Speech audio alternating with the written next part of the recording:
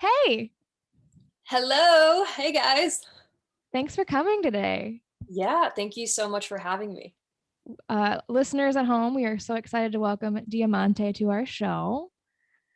And congratulations are in order first because you just graduated college in a pandemic Woo! while making your Yeah. second album. I mean, you can't top that. Like, go to school, sure, but go to school during a pandemic while releasing an album, like that's like God status. That's legend status. How did you function? Honestly, I mean, it's so surreal knowing that the album is done and it's so close to actually being out in the world. And I now have a college degree because this last year and a half was just nonstop. Like, okay, I'm working on this album. It's taking forever. Okay, I'm working on this degree. It's taking forever. And that's what I was just doing nonstop. And so now that they're both finally and at the same time pretty much done, it's just the coolest feeling. Awesome. Was it kind of like every week you're like, I just got to make it till Friday, and then it just starts over again? Yeah, I do that thing where I do the Zoom online classes, or I did 2 times a week at nighttime, and I'm like, okay, 4 more weeks to go, 3 more weeks to go, 2 more weeks to go, and then same thing with the album. I'm like, okay, 5 more songs to go, 4 more songs, 3 more songs to go. I noticed that you got a degree in business, and then your bio says that you own all of your own songs and merchandise. So is your ultimate plan to just be like the most independent artist ever? Yeah, I mean, especially right now, I didn't really have a choice in becoming independent because I was let go by my label. They were like, we're not going to pick up the second album. And so instead of, I guess, I mean, there was a freak out moment, obviously, because that's never a fun phone call to get. But for me, I already had so many of the songs written that my brain was like, okay, there's no stopping. You already have Yeah. this momentum. You just have to keep going and don't wait on anyone. Just do it yourself, release this yourself. And being in business school at the same time was so helpful because I'm over here planning my own album campaign. And so I'm applying all these business concepts that I'm learning to this album campaign when it comes to marketing, when it comes to, I don't know, even like handling the finances, which I never was part of before. So I definitely took on a bigger role in my own career for sure. Well, I think that record label is going to regret their decision Yes. pretty quickly. um, yeah, because I mean, we listened. Your PR team was very helpful in sending it to us, which is awesome to hear ahead of time. We'll talk more, but I think just to give a little reaction ahead of time, It's fantastic. it's great. They're gonna Thank regret it. So you kicked ass on it. Thank you. Speaking of music, how did you start this musical journey of your life?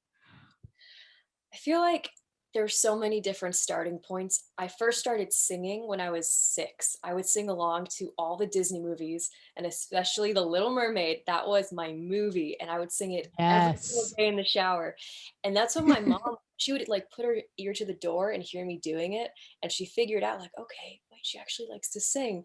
So then she really was pushing me to do musical theater, which was huge for me because I was such a shy kid in school, very reserved, very introverted. I always had like 2, 3 max best friends at a time. I was never like this social butterfly.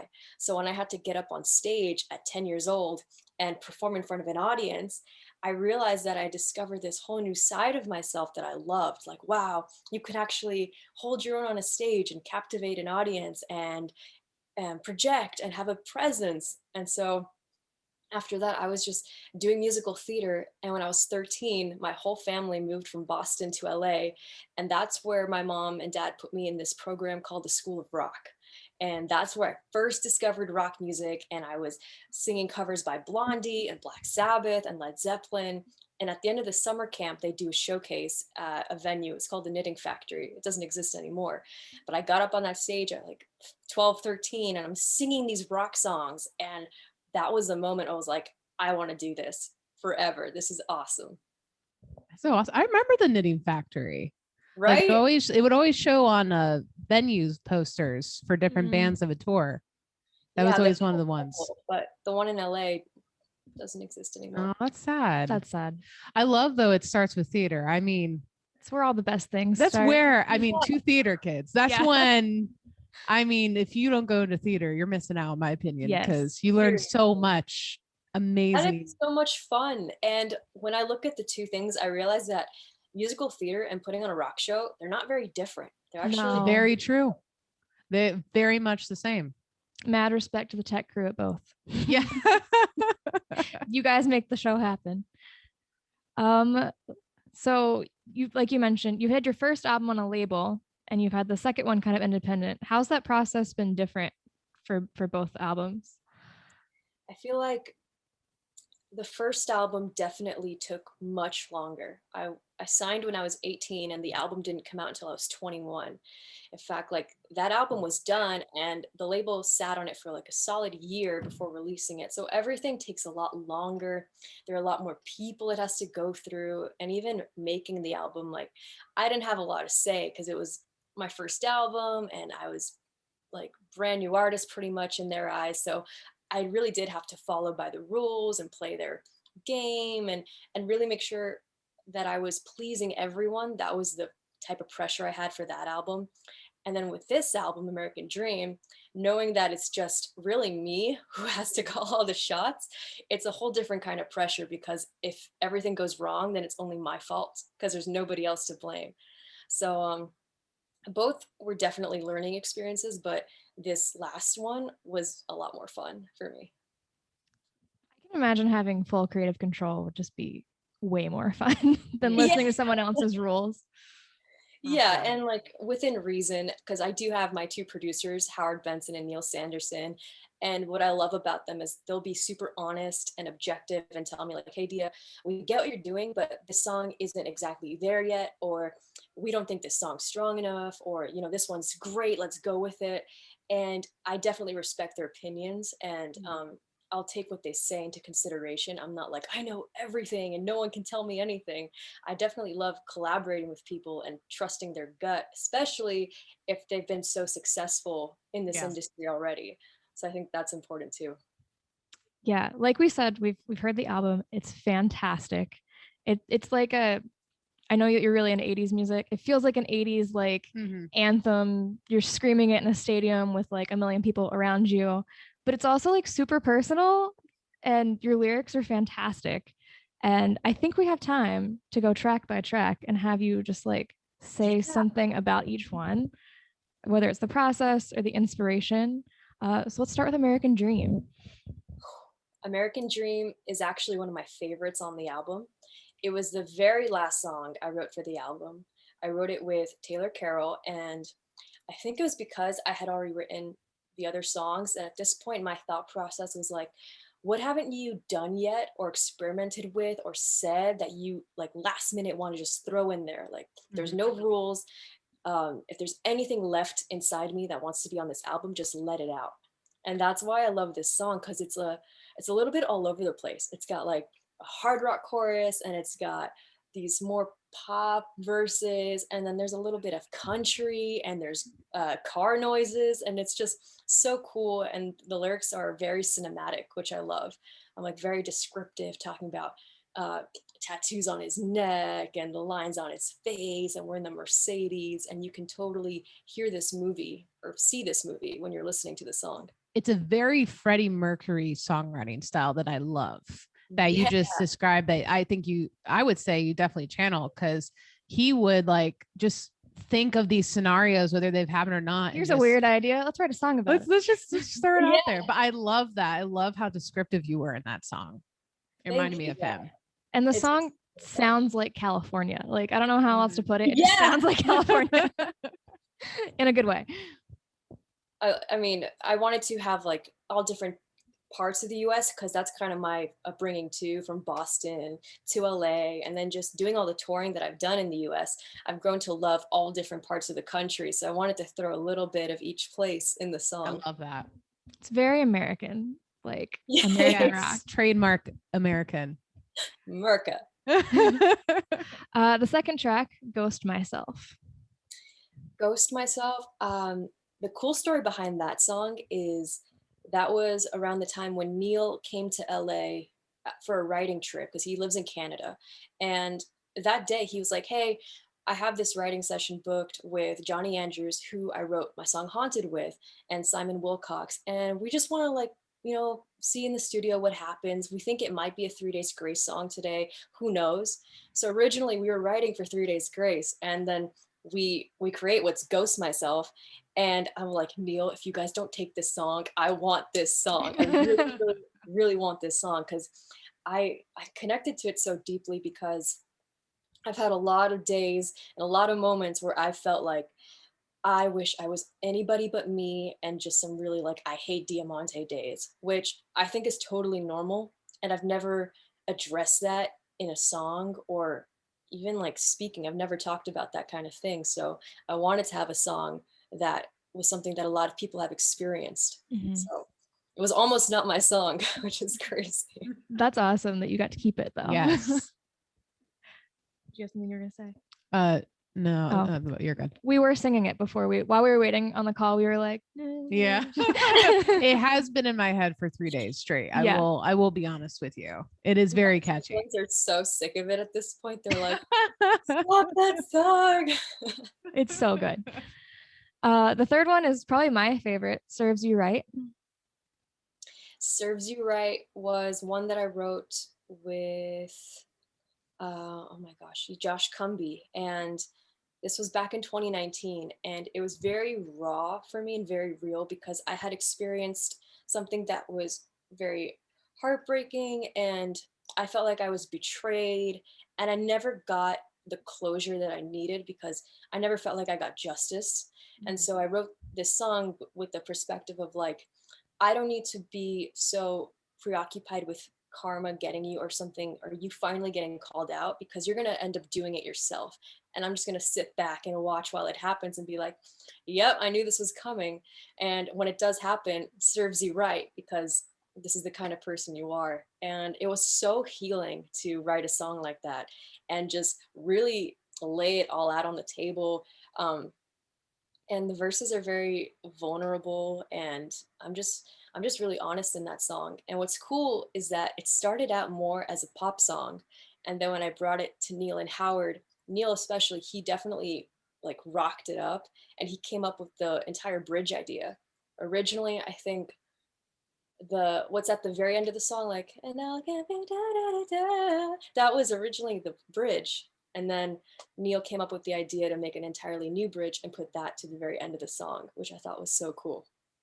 It's definitely super relatable. I feel like everyone has that one person who's done them wrong, and you're like, you're going to get what you deserve. We may have had a joint person in our life that when we saw a song, it was like, we know who that's about for us. I texted her. I was like, this is definitely that person's theme song. There's always one. There's always one. Yeah, absolutely. Next is Obvious. Obvious. Oof.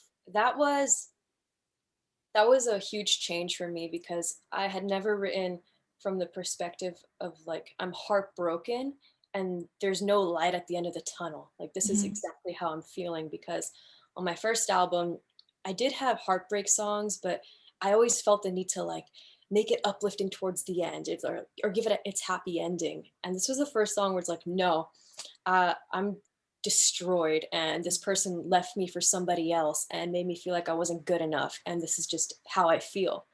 Because I think that's okay too, to just feel the heartbreak and feel the pain. And what's cool about that song is it started out as just me and a guitar in demo form. And I think that's what made it so magical. And every time I played it for someone, like my mom would cry, and other people would be like, oh my gosh, like that hit me really bad, or I felt like that at some point. And I played it for Neil when I was out with them, like 3 Days Grace on tour. And that was a song where he was like, this is awesome. I want to show this to Howard, and let's make your next album. So it's kind of like the genesis of American Dream. Oh, wow. I love that. And you also have on here the acoustic version.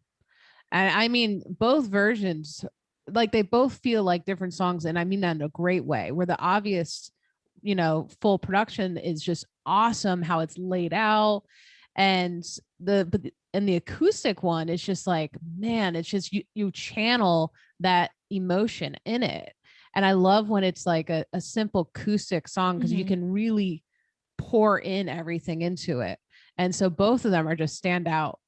They're great. Thank you. Yeah, the full out one I think is angrier because I did have a Mhm. lot of anger, and the Yeah. acoustic one is more just sad. And I Yeah. wanted to have that on the album because I wanted to show the listener how the song first started out Mhm. in its inception. And it's cool to have both I of them. love that.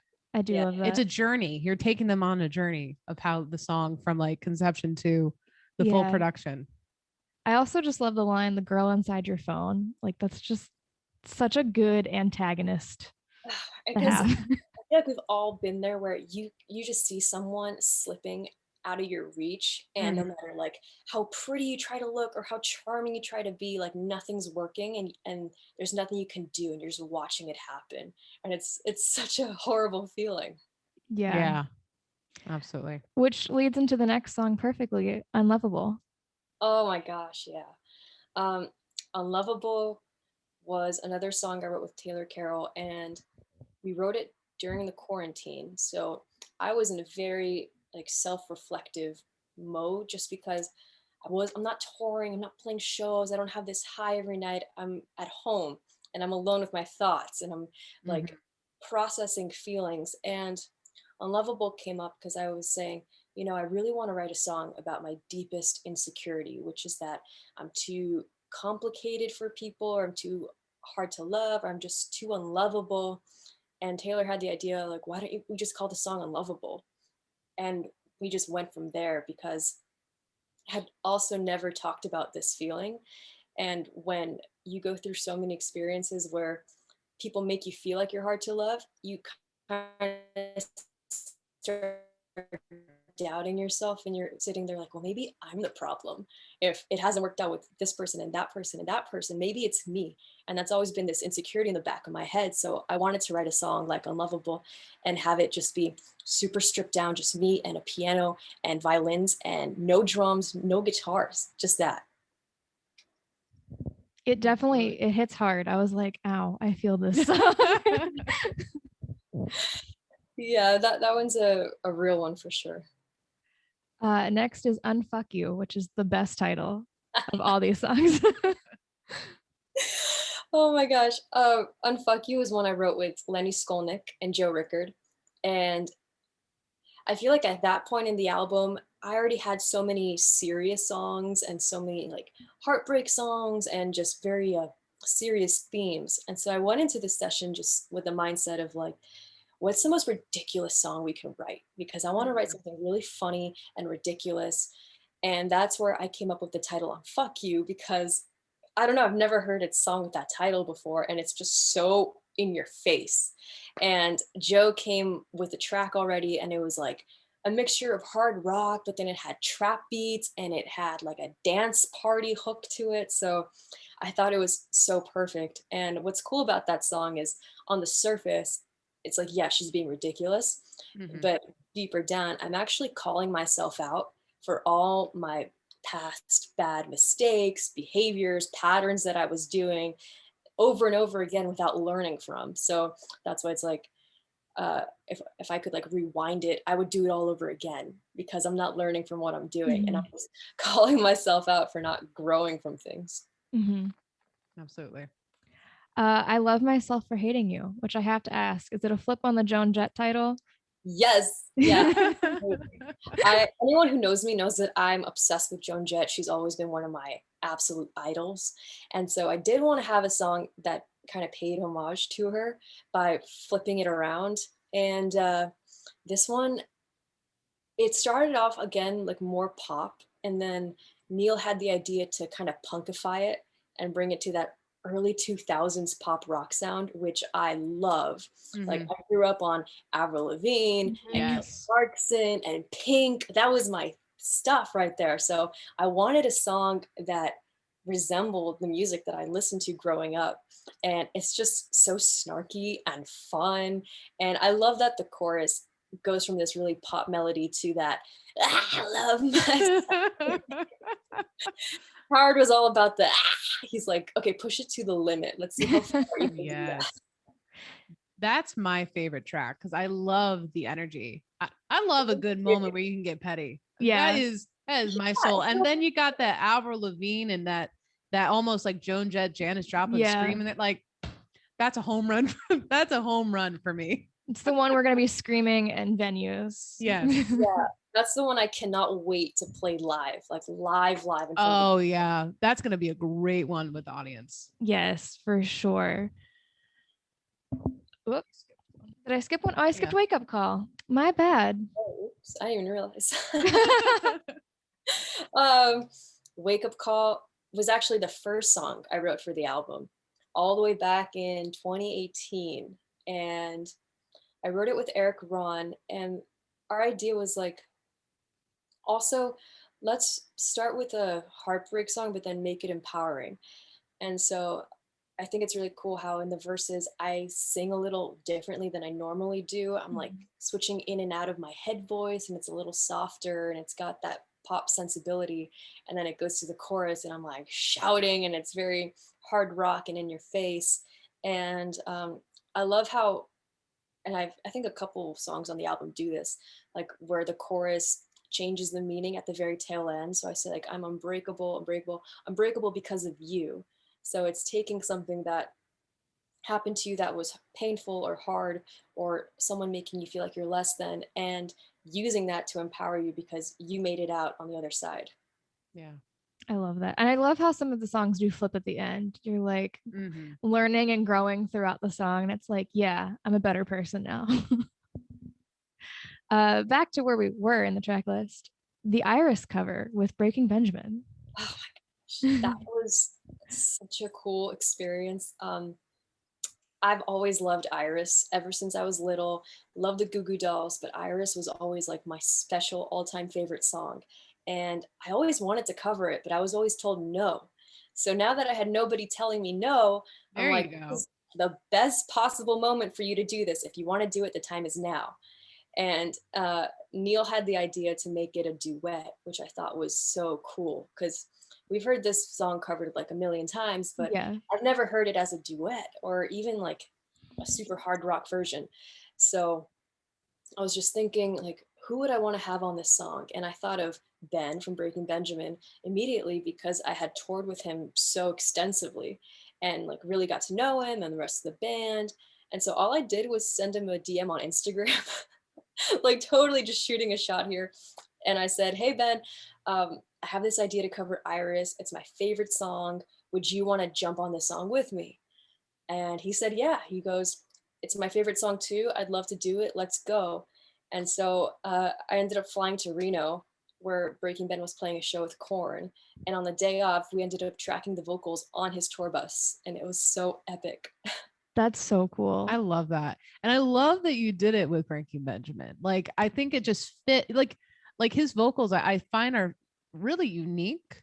And I think just having like both of your vocals just mesh so well, but I would have never imagined his vocals, but it works so well. Like the whole song and the whole cover is just, it's magical. Almost. It's like it was meant to be a duet. It's like a hard rock magic moment. It's great. Thank you guys. Also, it's the moral of the story is to always shoot your shot with someone you want to collab with. Yes. Yeah, especially because you know, it can be intimidating when you have to like, okay, I have to ask the manager and the manager says the label and the label has to go to instead I was like, no, let me just ask him directly, you know, vocalist to vocalist, do you want to do this song? And sometimes it works, sometimes it doesn't, but you never know. I love that. I love that he answered your DM. And then the album closer is Hopeless. Oh yeah. Hopeless is a special song for me because it's actually the very first love song I've ever not only put on an album, but even written. I've never, for some reason, written a love song. I always thought they were cheesy and just not my vibe. But what I love about this song is that it's about being absolutely terrified to fall in love with somebody. And you're just in denial and you're trying to not let it happen. But no matter what you do, it's hopeless. And I like that it's a really negative song title, but it's actually a very happy song because by the end of the song, I've come to terms with like, okay, I'm in love with you and I'm going to give this a shot. No matter how many times I've been hurt in the past. Like, I'm not going to give up on love, and I'm going to take the shot with you. So I love it. And I love how it starts out acoustic and then it does this whole build up and into the very end of the song where it's like exploding. And I thought it was a total album closer song. It is. The album in my head almost tells a story of like, you're dating this really awesome guy and then everything falls apart. But don't worry, there's hope at the end. Yeah. Almost a movie. Yeah, I would say that. Well, I purposely built the track list in terms of the story because every song on this album really did happen to me. It's all basically like a personal diary. And so in the span of 2 years, yeah, it starts out with me uh, being heartbroken and the betrayal and then the self-doubt. And then I'm hitting rock bottom, like towards, I feel unlovable. And then I've kind of reclaim who I am again and I'm empowered, and I remember that I'm actually a dope person, and then I meet someone and then I'm in love. So it's a total trajectory of my life the last 2-3 years. And I always find the best albums take you on a journey. Mm-hmm. Like those are the ones, at least I always play on repeat, is it takes me on a journey. It tells me a story. And this definitely does it. As I was making the album, I had no idea that it was going to do that. Like, I didn't know that my life was going to take all these twists and turns. I was just writing what was happening to me in the moment. And so when I looked at all the songs, when I was like pretty much done, I was like, whoa, there totally is a story here. Yeah. That's incredible. Just like how it all came together and just made this beautiful like story. Yeah. I also love when artists take care into their track listing instead of just like, we'll put the single first and the songs people want to hear at the beginning and put the fillers at the end. But I'm an album listener for sure, so I like appreciate a good flow to an album. Me too. And I have so many people telling me like it doesn't matter, it's all about singles these days anyway. Nobody listens to the whole album. But for me, I'm like, no, this is my story, so I want it told in the way that it happened. Absolutely. I still listen to the album. So yes. So live music is slowly but surely coming back for the fall. Do you have any shows planned?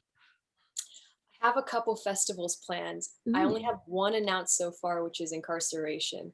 Okay. And it's like the coolest lineup ever. It's like Mudvayne's coming back, and it's a really big lineup. It's awesome, and I've never played this festival, so I'm excited to play it. Hopefully, we never know anymore if get postponed or canceled. Nothing is guaranteed anymore in my brain because the last year has been so unpredictable. Right. So I'm just like, hopefully happening. And then 2022, the idea is to go on a legit tour. If all goes well, all goes according to plan.